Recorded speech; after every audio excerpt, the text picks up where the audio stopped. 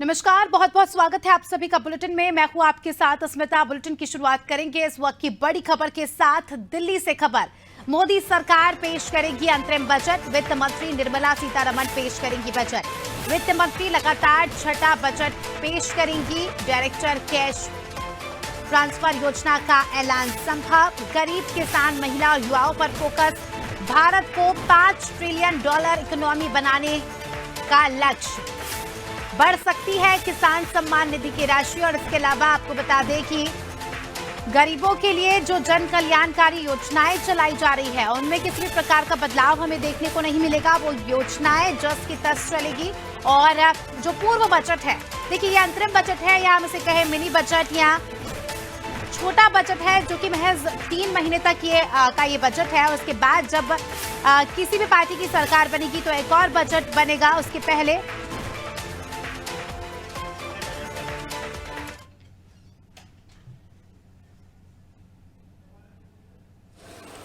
Structural reforms were undertaken.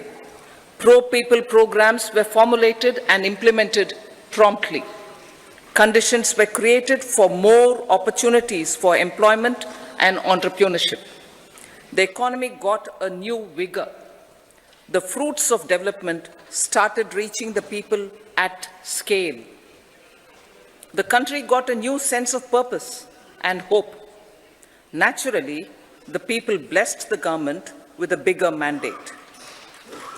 In the second term, our government, under the leadership of Honorable Prime Minister, doubled down on its responsibilities to build a prosperous country with comprehensive development of all people and all regions.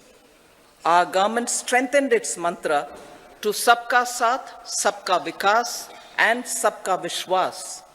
Our development philosophy covered all elements of inclusivity, namely social inclusivity through coverage of all strata of the society, and geographical inclusivity through development of all regions of the country. With the whole of nation approach of Sabka Prayas, the country overcame the challenges of once in a century pandemic, took long strides towards Atmanirbhar Bharat, committed to Panch Pran, and laid solid foundations for the Amrit Kal. As a result, our young country has high aspirations, pride in its present, and hope and confidence for a bright future. We expect that our government, based on its stupendous work, will be blessed again by the people with a resounding mandate. Inclusive development and growth.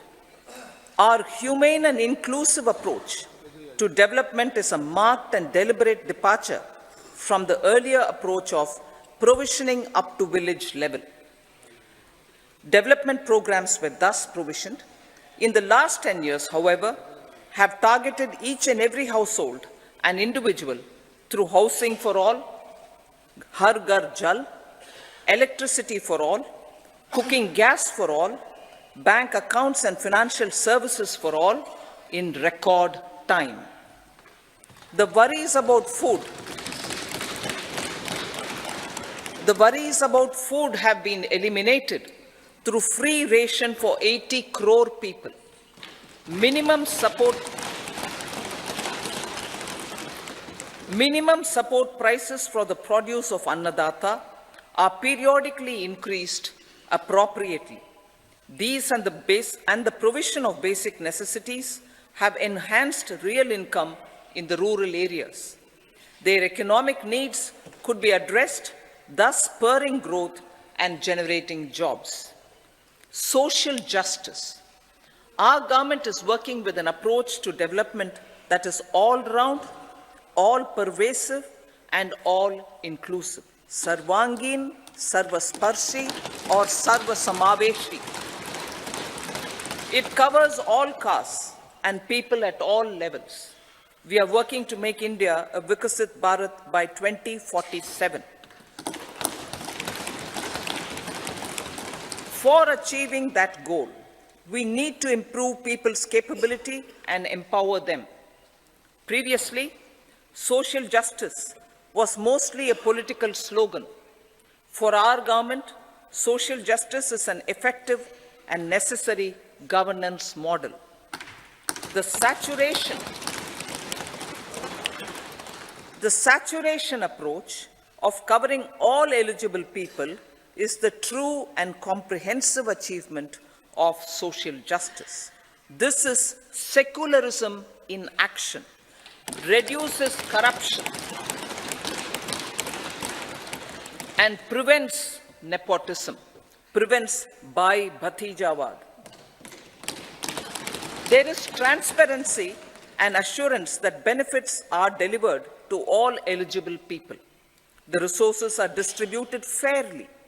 All, regardless of their social standing, get access to opportunities. We are addressing systemic inequalities that had plagued our society. We focus on outcomes and not on outlays, so that the social economic transformation is achieved. As our Prime Minister firmly believes, we need to focus on 4 major castes. They are Garib, Mahilayein, Yuva, and Annadata. Their needs, their aspirations, and their welfare are our highest priority. The country progresses when they progress. All 4 require and receive government support in their quest to better their lives. Their empowerment and well-being will drive the country forward. Garib Kalyan, Desh Ka Kalyan. We believe in empowering the poor. The earlier approach of tackling poverty through entitlements had resulted in very modest outcomes. When the poor became empowered partners in the development process, government's power to assist them also increases manifold. With the pursuit of Sabka Saath, in these 10 years, the government has assisted 25 crore people to get freedom from multi-dimensional poverty. Our government's efforts are now getting synergized with energy and passion of such empowered people. This is truly elevating them from poverty. Direct benefit transfer of 34 lakh crore rupees from the government using PM Jan Dhan accounts has led to savings of 2.7 lakh crores of rupees for the government. This savings has been realized through avoidance of leakages prevalent earlier. The savings have helped in providing more funds for Garib Kalyan. PM Swanidhi has provided credit assistance to 78 lakh street vendors. From that total of 78 lakh street vendors, 2.3 lakh have received credit for the 3rd time. PM Janman Yojana reaches out to the particularly vulnerable tribal groups who have remained outside the realm of development so far. PM Vishwakarma Yojana provides end-to-end support to artisans and craftspeople engaged in 18 trades. The schemes for empowerment of Divyangs and transgender persons reflect firm resolve of our government to leave no one behind. Welfare of Annadata. Farmers are our Annadata. Every year under PM Kisan Samman Yojana, direct financial assistance is provided to 11.8 crore farmers, including marginal and small farmers. Crop insurance is given to 4 crore farmers under PM Fasal Bima Yojana. These, besides several other programs, are assisting Annadata in producing food for the country and for the world. Electronic National Agricultural Market has integrated 1,361 mandis and is providing services to 1.8 crore farmers with trading volume of 3 lakh crores of rupees. The sector is poised for inclusive, balanced, higher growth and productivity. These are facilitated from farmer-centric policies, income support, coverage of risks through price and insurance support, promotion of technologies and innovations through startups. Empowering the Amrit PD, the Yuva. Our prosperity depends on adequately equipping and empowering the youth. The National Education Policy 2020 is ushering the transformational reforms. PM Schools for Rising India, PM Shri, are delivering quality teaching and nurturing holistic and well-rounded individuals. The Skill India mission has trained 1.4 crore youth, upskilled and reskilled 54 lakh youth, and established 3,000 new ITIs.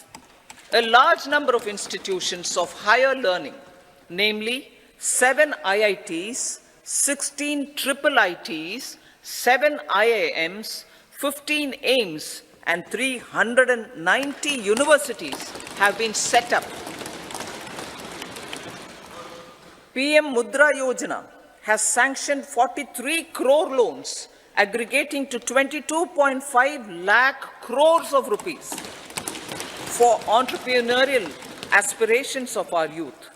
Besides that, Fund of Funds, Startup India, and Startup Credit Guarantee schemes are assisting our youth. They are also becoming Rozgar Data. The country is proud of our youth scaling new heights in sports. The highest ever medal tally in Asian Games and Asian Para Games in 2023 reflects a high confidence level.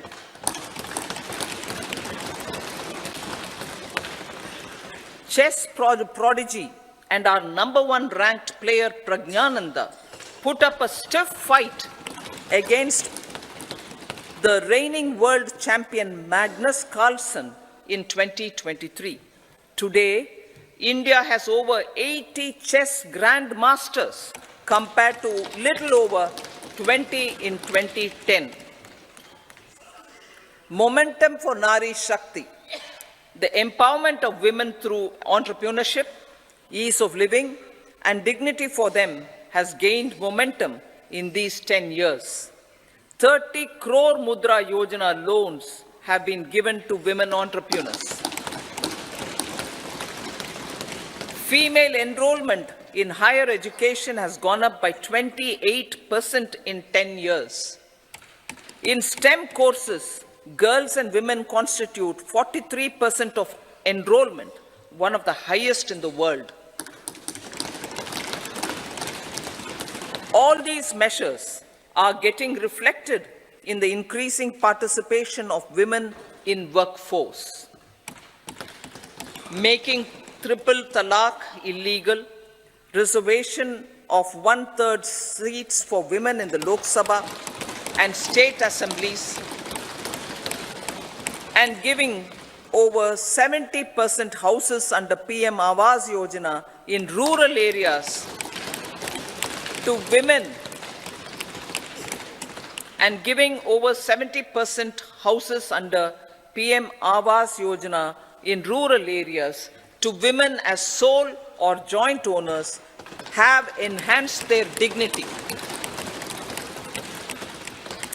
Exemplary track record of governance, development, and performance. Besides delivering on high growth in terms of gross domestic product, the government is equally focused on a more comprehensive GDP, that is, governance, development, and performance. Our government has provided transparent, accountable, people-centric, and prompt, trust-based administration with citizen first and minimum government, maximum governance approach. The impact of all-round development is discernible in all sectors. There is macroeconomic stability, including in the external sector. Investments are robust. The economy is doing well. People are living better and earning better, with even greater aspirations for future. Average real income of the people has increased by 50%. Inflation is moderate. People are getting empowered, equipped, and enabled to pursue their aspirations. There is effective and timely delivery of programs and of large projects. Economic management. The multi-pronged economic management over the past 10 years has complemented people-centric, inclusive development. Following are some of the major elements. 1. All forms of infrastructure, physical, digital, or social, are being built in record time.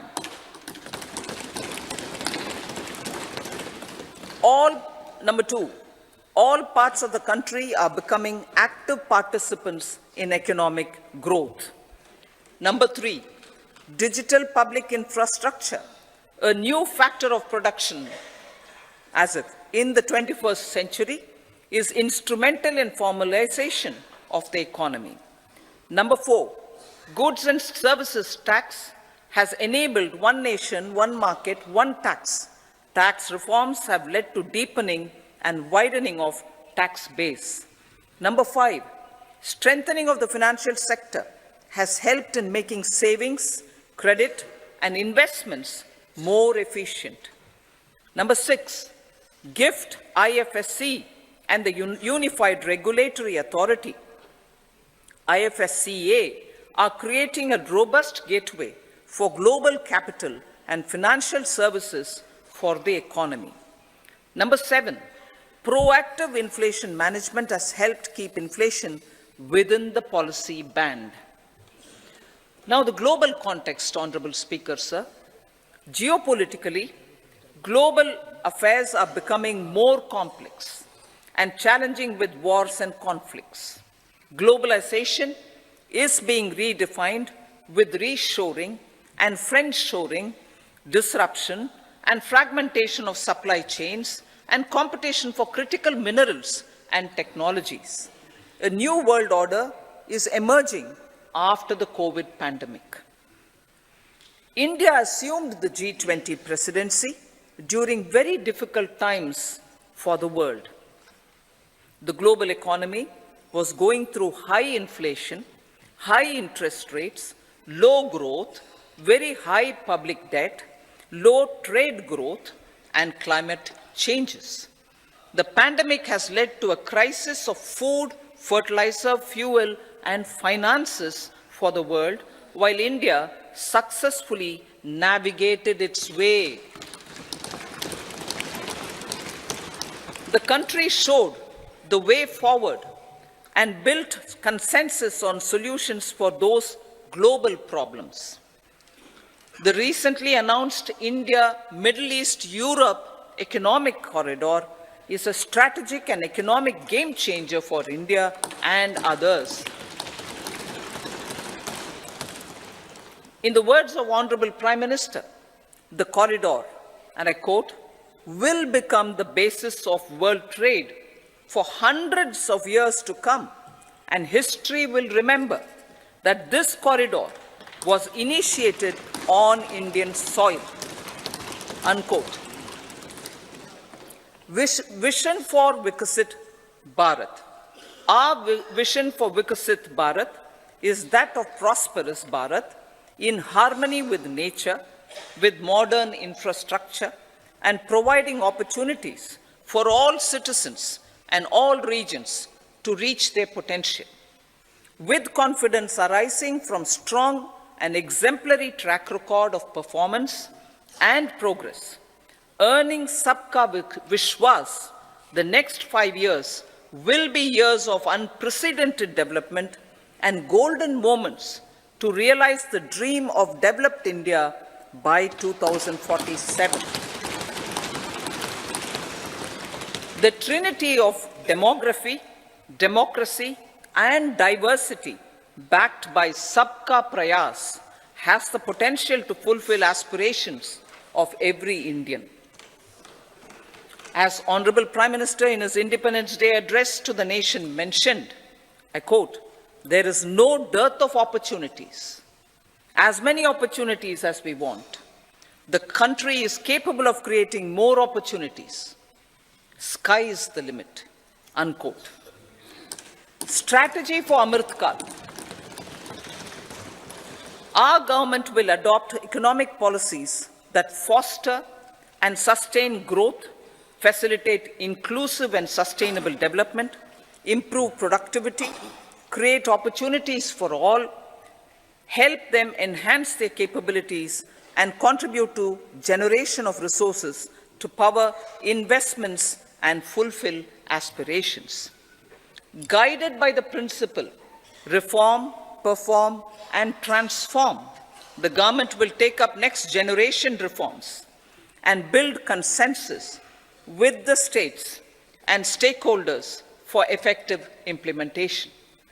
It is an important policy priority for our government to ensure timely and adequate finances, relevant technologies, and appropriate training for the micro, small, and medium enterprises, MSMEs, to grow and also compete globally. Orienting the regulatory environment to facilitate their growth will be an important element of this policy mix. Aligning with the Panchamrit goals, our government will facilitate sustaining high and more resource-efficient economic growth. This will work towards energy security in terms of availability, accessibility, and affordability.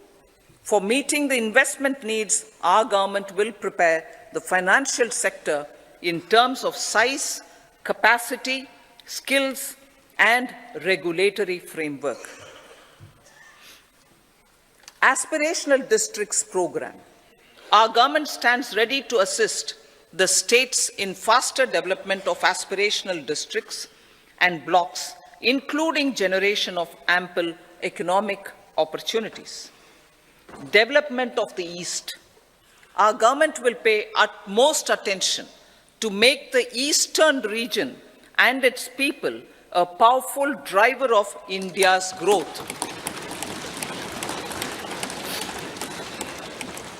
PM Awas Yojana Gramin. Despite the challenges due to COVID, implementation of PM Awas Yojana Gramin continued, and we are close to achieving the target of 3 crore houses. 2 crore more houses will be taken up in the next 5 years to meet the requirement arising from increase in the number of families. Rooftop solarization and Muft Bijli. Through rooftop solarization, 1 crore households will be enabled to obtain up to 300 units free electricity every month. This scheme follows the resolve of Honorable Prime Minister on the historic day of consecration of Sri Ram Mandir in Ayodhya. Following benefits are expected. Savings up to 15 to 18,000 rupees annually for households from free solar electricity and selling the surplus to the distribution companies. Charging of electric vehicles. Entrepreneurship opportunities for a large number of vendors for supply and installation. Employment opportunities for the youth with technical skills in manufacturing, installation, and maintenance. Housing for middle class. Our government will launch a scheme to help deserving sections of the middle class, and I quote from Honorable Prime Minister's words, living in rented houses, or slums or chawls and unauthorized colonies, unquote, to buy or build their own houses. Medical colleges. Several youth are ambitious to get qualified as doctors. They aim to serve our people through improved healthcare services. Our government plans to set up more medical colleges by utilizing the existing hospital infrastructure under various departments. A committee for this purpose will be set up to examine the issues and make relevant recommendations. Cervical cancer vaccination. Our government will encourage vaccination for girls in the age group of 9 to 14 years for prevention of cervical cancer. Maternal and child health care. Various schemes for maternal and child care will be brought under one comprehensive program for synergy in implementation. Upgradation of Anganwadi centers under Saksham Anganwadi and Poshan 2.0 will be expedited for improved nutrition delivery, early childhood care and development.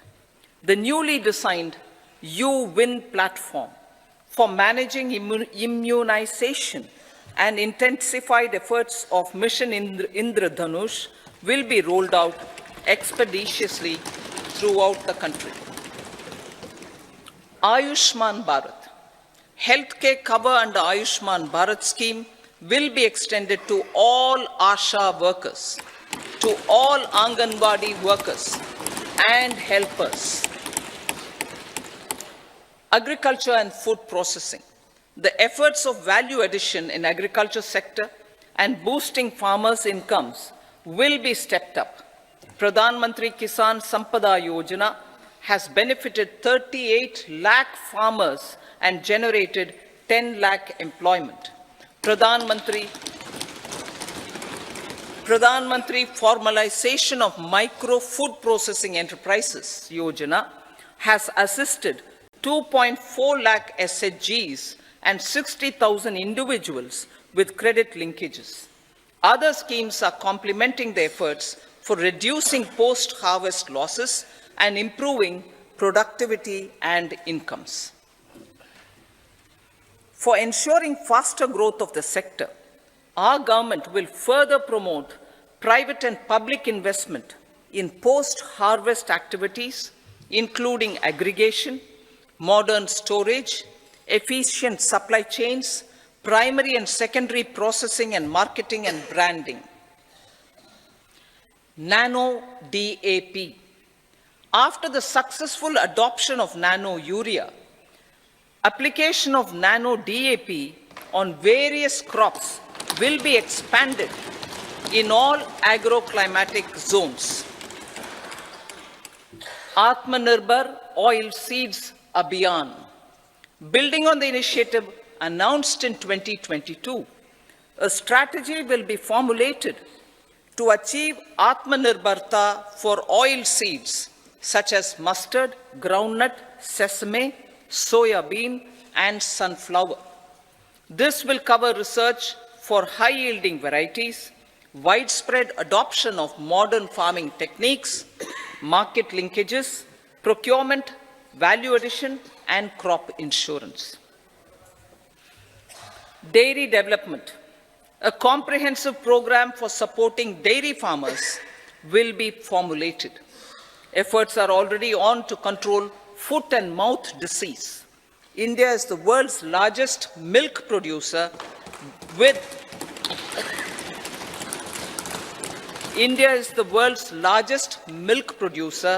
but with low productivity of milch animals.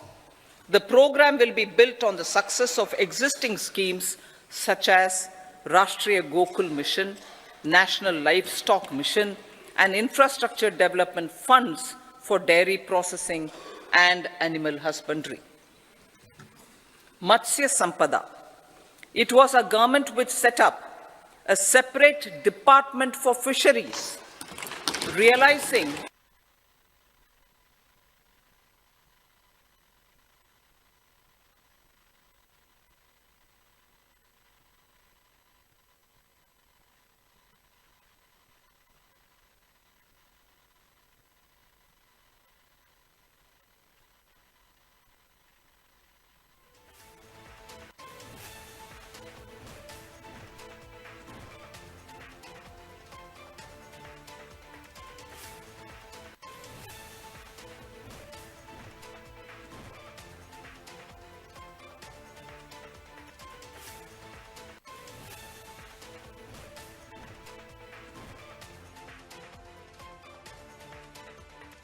Sitharaman को आप सुन रहे थे और अभी भी उनका अभिभाषण जारी है। उन्होंने कई सारे एंगल्स पर, कई सारे सेक्टर्स पर चर्चा की। उन्होंने कहा कि हमने पारदर्शी, जवाबदेह, लोक केंद्रित और विश्वास आधारित प्रशासन दिया है। देश में निवेश की स्थिति अच्छी है। हमने 390 यूनिवर्सिटी की स्थापना की है। जीएसटी से वन मार्केट वन टैक्स किया है। सीधे सुनिए वित्त मंत्री निर्मला सीतारमण को। इसके अलावा आपको बता दें कि उन्होंने कहा कि 4 करोड़ किसानों को पीएम फसल बीमा योजना का लाभ मिला है और जो योजनाएं चलाई जा रही है गरीबों के लिए, वंचितों के लिए, पिछड़े वर्ग के लिए, किसानों के लिए, महिलाओं के लिए, उससे क्या कुछ फायदे हुए हैं और देश कितना एक साल में आगे बढ़ा है, प्रगति की कितने आयाम हमारे देश ने छुए हैं, उसका जिक्र यहाँ पर वित्त मंत्री सीतारमण करती नजर आई। और आपको बता दें कि उन्होंने पीएम जनधन योजना का भी जिक्र किया और उन्होंने कहा कि आदिवासी लोगों तक इस योजना को पहुंचाना है। फिलहाल जो है इस पर काम चल रहा है और ज़्यादा से ज़्यादा लोगों पर के पास ये योजना जाए, इसके लाभ पहुंचे और लोग, खासकर पिछड़े वर्ग के लोग, इस योजना का लाभ लें।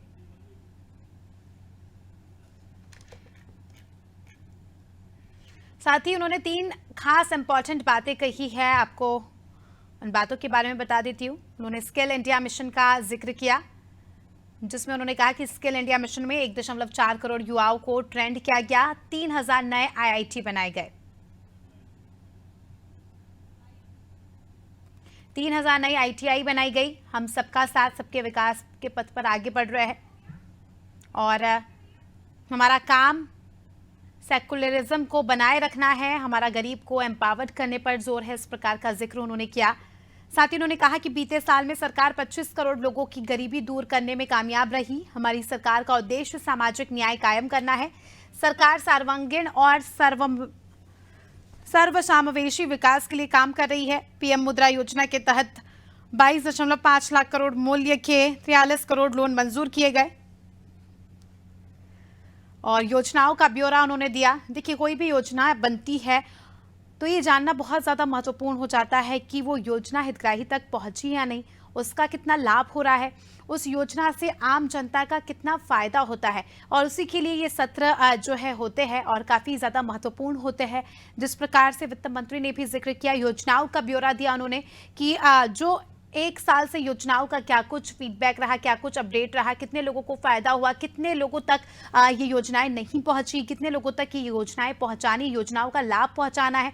प्रधानमंत्री नरेंद्र मोदी भी इस दौरान सत्र में मौजूद रहे। साथ ही तमाम बड़े चेहरे हमें यहाँ पर देखने को मिले और विपक्ष भी अब हम कह सकते हैं कि हमलावार नजर आएगा। कई सारे ऐसे मुद्दे हैं जिनको लेकर सवाल किया जाएगा। इसके अलावा कहाँ कहाँ बजट लैप्स किया, पिछला जो बजट था वहाँ उसमें क्या कमी आ गई, कहाँ पर बजट लैप्स कर गया, उस बात की भी जानकारी यहाँ पर जो है वित्त मंत्री द्वारा दी गई और तमाम बातें, चहुतरफा बातें यहाँ पर की गई।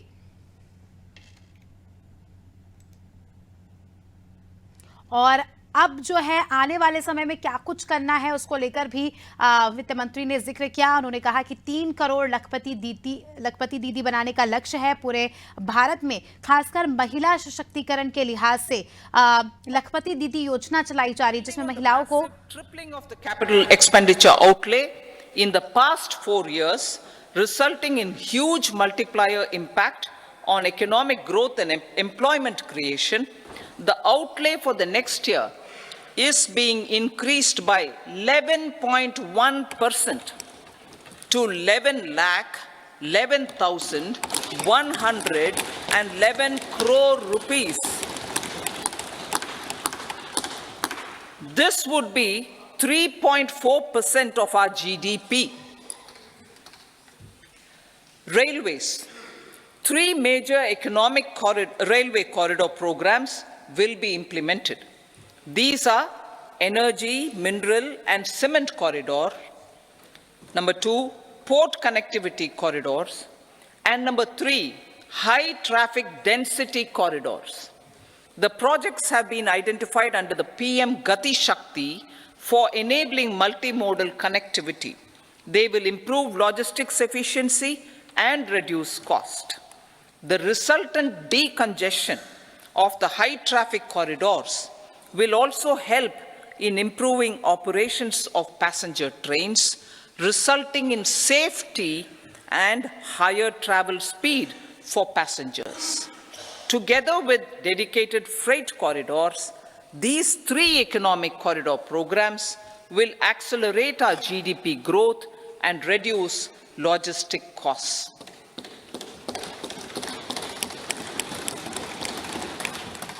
40,000 normal rail bogies will be converted to Vande Bharat standards to enhance safety, convenience and comfort of passengers. Aviation sector. The aviation sector has been galvanized in the past 10 years. Number of airports have doubled to 149. Rollout of air connectivity to Tier 2 and Tier 3 cities under UDAN scheme has been widespread. 517 new routes are carrying 1.3 crore passengers. Indian carriers have proactively placed orders for over 1,000 new aircrafts. Expansion of existing airports and development of new airports will continue expeditiously. Metro and Namo Bharat. We have a fast expanding middle class and rapid urbanization is taking place. Metro rail and Namo Bharat can be the catalyst for the required urban transformation. Expansion of these systems will be supported in large cities, focusing on transit-oriented development. Green energy. Towards meeting our commitment for net zero by 2070, the following measures will be taken. Viability gap funding will be provided for harnessing offshore wind energy, potential for initial capacity of 1 gigawatt. Coal gasification and liquefaction capacity of 100 metric tons will be set up by 2030. This will also help in reducing imports of natural gas, methanol, and ammonia. Phased mandatory blending of compressed biogas in compressed natural gas for transport and piped natural gas for domestic purposes will be mandated. Financial assistance will be provided for procurement of biomass aggregation machinery to support collection. Electric vehicle ecosystem. Our government will expand this and strengthen the e-vehicle ecosystem by supporting manufacturing and charging infrastructure. Greater adoption of e-buses for public transport networks will be encouraged through payment security mechanism. Biomanufacturing and biofoundry. For promoting green growth, a new scheme of biomanufacturing and biofoundry will be launched. This will provide environment-friendly alternatives such as biodegradable polymers, bioplastics, biopharmaceuticals, and bioagri inputs. This scheme will also help in transforming today's consumptive manufacturing paradigm to the one based on regenerative principles. Blue Economy 2.0. For promoting climate resilient activities for Blue Economy 2.0, a scheme for restoration and adaptation measures and coastal aquaculture and mariculture with integrated and multi-sectoral approach will be launched. Comprehensive development of tourist centers. The success of organizing G20 meetings in 60 places presented diversity of India to global audience. Our economic strength has made the country an attractive destination for business and conference tourism. Our middle class also now aspires to travel and explore. Tourism, including spiritual tourism, has tremendous opportunities for local entrepreneurship. States will be encouraged to take up comprehensive development of iconic tourist centers, branding and marketing them at global scale. A framework for rating of the centers based on quality of facilities and services will be established. Long-term interest-free loans will be provided to states for financing such development on matching basis. To address the emerging fervor for domestic tourism, Honorable Speaker, sir, projects for port connectivity, tourism infrastructure, and amenities will be taken up on our islands, including Lakshadweep. This will help in generating employment also. Promoting investments. The FDI inflow during 2014 to 23 was $596 billion, marking a golden era. That is twice the inflow during 2005 to 14. For encouraging sustained foreign investment, we are negotiating bilateral investment treaties with our foreign partners in the spirit of First Develop India. FDI is First Develop India. Reforms in the states for Vikasit Bharat. Many growth and development enabling reforms are needed in the states for realizing the vision of Vikasit Bharat. A provision of 75,000 crore rupees as 50-year interest-free loan is proposed this year to support those milestone-linked reforms by the state governments.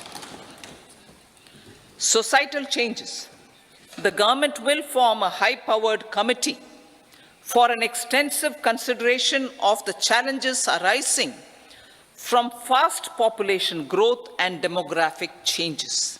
The committee will be mandated to make recommendations for addressing these challenges comprehensively in relation to the goal of Vikasit Bharat. As Kartavya Kal, our government stands committed to strengthening and expanding the economy with high growth and to create conditions for people to realize their aspirations. Honorable Prime Minister, in his Independence Day address to the nation in the 75th year of our Republic, said, and I quote, "We commit ourselves to national development with new inspirations, new consciousness, new resolutions as the country opens up immense possibilities and opportunities. It is our Kartavya Kal." Unquote. Every challenge of the pre-2014 era was overcome through our economic management and our governance. These have placed the country on a resolute path of sustained high growth. This has been possible through right policies, true intentions, and appropriate decisions. In the full budget in July, Honorable Speaker, our government will present a detailed roadmap for our pursuit of Vikasit Bharat.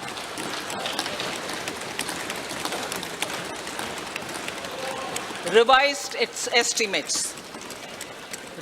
estimates of 2023-24 The revised estimate of the total receipts other than borrowings is 27.56 lakh crores of rupees, of which the tax receipts are 23.24 lakh crore rupees. The revised estimate of total expenditure is 44.90 lakh crore rupees. The revenue receipts at 30.3 lakh crore rupees are expected to be higher than the budget estimate, reflecting strong growth momentum and formalization in the economy. The revised estimate of the fiscal deficit is 5.8% of GDP, improving on the budget estimate, notwithstanding moderation in the nominal growth estimates. Budget estimates for 2024-25. Coming to the year 2024-25, the total receipts other than borrowings and total expenditure are estimated at 30.80 and 47.66 lakh crore rupees respectively. The tax receipts are estimated at 26.02 lakh crore rupees. The scheme of 50-year interest-free loan for capital expenditure to states will be continued this year with an outlay of 1.3 lakh crore rupees. We continue on the path of fiscal consolidation, as announced in my budget speech of 2021-22, to reduce fiscal deficit below 4.5% by 25-26. The fiscal deficit in 2024-25 is estimated to be 5.1% of GDP, adhering to that path. So the gross and net market borrowings through dated securities during 24-25 are estimated at 14.13 lakh crore rupees and 11.75 lakh crore respectively. Both will be less than that in 23-24. Now that the private investments are happening at scale, the lower borrowings by the central government will facilitate larger availability of credit for the private sector. Vote on account. I'll be seeking vote on account approval of the Parliament through the appropriation bill for a part of the financial year 2024-25. I will now move to Part B. Honourable Speaker, sir, over the last 10 years, the direct tax collections have more than trebled and the return filers swelled 2.4 times. I would like to assure the taxpayers that their contributions have been used wisely for the development of the country and welfare of its people. I appreciate the taxpayers for their continued support. The government has reduced and rationalized tax rates. Under the new tax scheme, there is now no tax liability for taxpayers with income up to 7 lakh rupees, up from 2.2 lakh rupees in the financial year 2013-14. The threshold for presumptive taxation for retail businesses was increased from 2 crores to 3 crores. Similarly, the threshold for professionals eligible for presumptive taxation was increased from 50 lakh rupees to 75 lakh rupees. Also, corporate tax rate was decreased from 30% to 22% for existing domestic companies and to 15% for certain new manufacturing companies. Honourable Speaker, sir, in the last 5 years, our focus has been to improve taxpayer services. The age-old jurisdiction-based assessment system was transformed with the introduction of faceless assessment and appeal, thereby imparting greater efficiency, transparency, and accountability. Introduction of updated income tax returns, a new Form 26AS, and pre-filling of tax returns have made filing of tax returns simpler, and easier.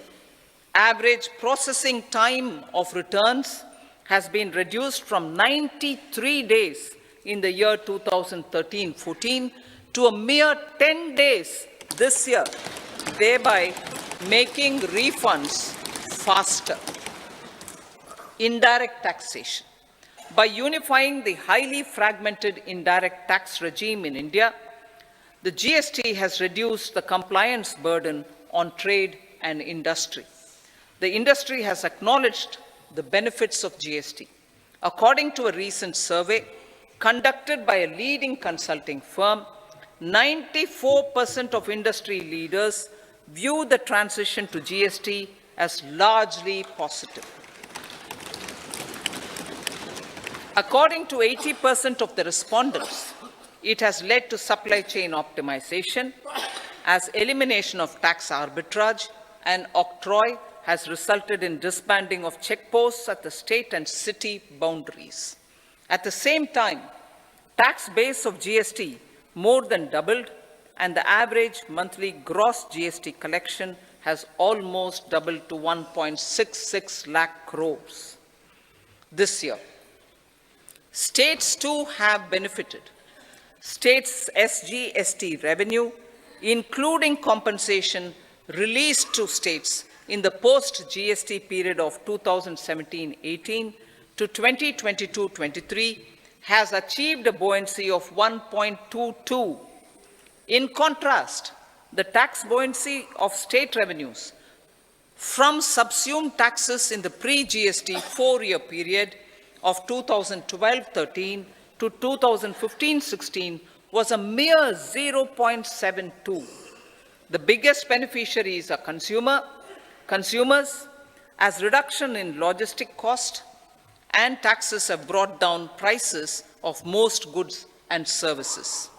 We have taken a number of steps in customs to facilitate international trade.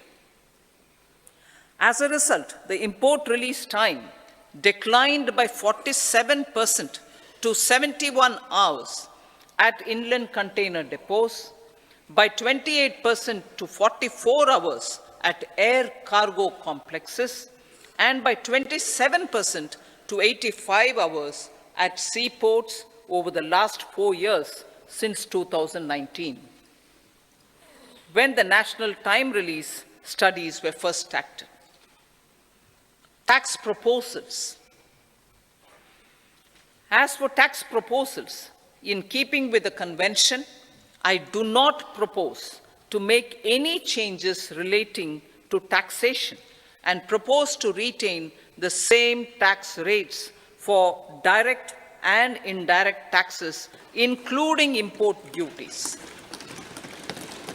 However, certain tax benefits to startups and investments made by sovereign wealth or pension funds, as also tax exemption on certain income of some IFSC units, are expiring on 31/3/2024. To provide continuity in taxation, I propose to extend the date to 31/3/2025. Moreover, in line with our government's vision to improve ease of living and ease of doing business, I wish to make an announcement to improve taxpayer services. There are a large number of petty, non-verified, non-reconciled, or disputed direct tax demands, many of them dating as far back as 1962, which continue to remain on the books, causing anxiety to honest taxpayers and hindering refunds of subsequent years. Honorable Speaker, sir, I propose to withdraw such outstanding direct tax demands up to 25,000 rupees pertaining to the period up to financial year 2009-10 and up to 10,000 rupees for financial years 2010-11 to 2014-15. This is expected to benefit about 1 crore taxpayers. 1 crore taxpayers would benefit out of this. Economy then and now. In 2014, when our government assumed the reins, the responsibility to mend the economy step by step and to put the governance systems in order was enormous. The need of the hour was to give hope to the people, to attract investments, and to build support for the much-needed reforms. The government did that successfully, following our strong belief of nation first. The crisis of those years has been overcome, and the economy has been put firmly on a high, sustainable growth path with all-round development. It is now appropriate to look at where we were then. I repeat, it is now appropriate to look at where we were then till 2014 and where we are now, only for the purpose of drawing lessons from the mismanagement of those years. The government will lay a white paper on table of the House.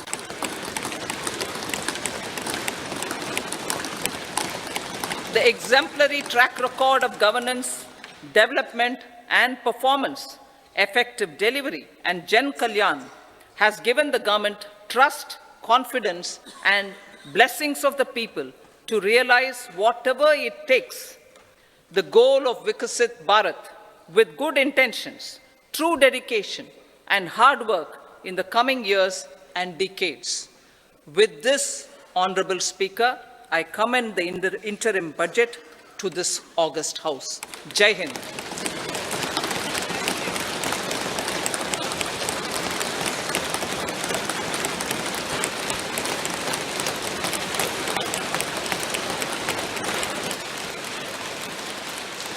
Item number 2, Srimati Nirmala Sitharaman ji.